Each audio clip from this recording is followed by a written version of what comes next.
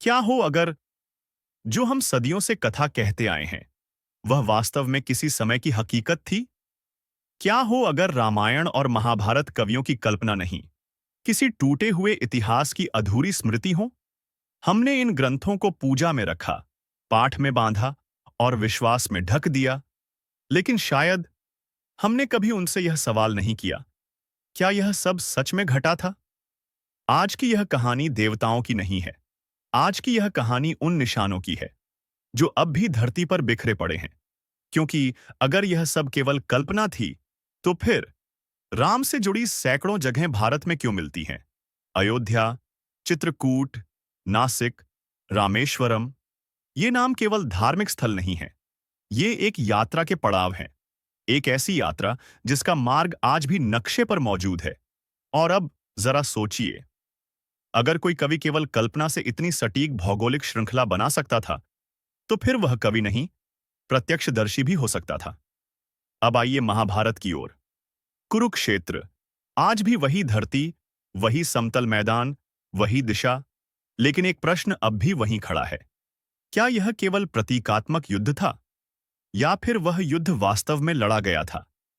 पुरातत्वविदों को हस्तिनापुर में ऐसी परतें मिलीं जो अचानक आई बाढ़ और एक पूरे नगर के डूबने की ओर इशारा करती हैं।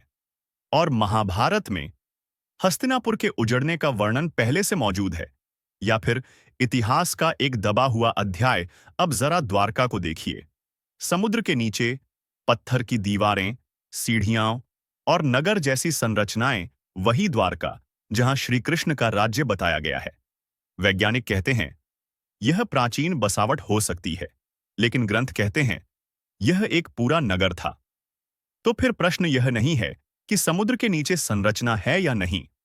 प्रश्न यह है, किसकी स्मृति अधिक सटीक है, विज्ञान की या ग्रंथों की? अब सबसे गहरा प्रश्न, अगर रामायण और महाभारत इतिहास थे, तो फिर इनमें मौजूद देवता, अस्त्र, दिव्य घटनाएं, ये क्या थीं? क्या वे सचमुच अलौकिक थीं, या फिर हम उस समय की तकनीक, उस ज्ञान और उस भाषा को आज समझने में असमर्थ हैं?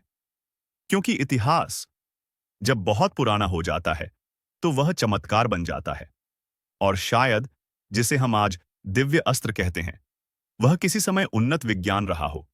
जिसे हम आकाश मार्ग कहते हैं, वह किसी समय विमानन ज्ञान रहा हो। और जिसे हम देव कहते हैं, वे किसी समय असाधारण मनुष्य रहे हों। लेकिन सबसे बड़ा संकेत ग्रंथों में कालक्रम है, वंशावली है, राजाओं की सूची है, युद्धों की श्रृंखला है। कल्पनाओं में इतना अनुशासन नहीं होता। कथा भावनाएं देती है, लेकिन इतिहास क्रम देता है। और रामायण व महाभारत दोनों में क्रम मौजूद है। तो फिर हम उन्हें केवल धर्म के दायरे में क्यों बंद रखते हैं? क्यों हम यह मानने से डरते हैं कि भारत का इतिहास हमारी किताबों से कहीं अधिक प्राचीन और गहरा हो सकता है? क्योंकि अगर यह सच हुआ, तो केवल ग्रंथ नहीं बदलेंगे, हमारी पहचान बदल जाएगी। अंत में बस एक प्रश्न छोड़कर जाता हूं।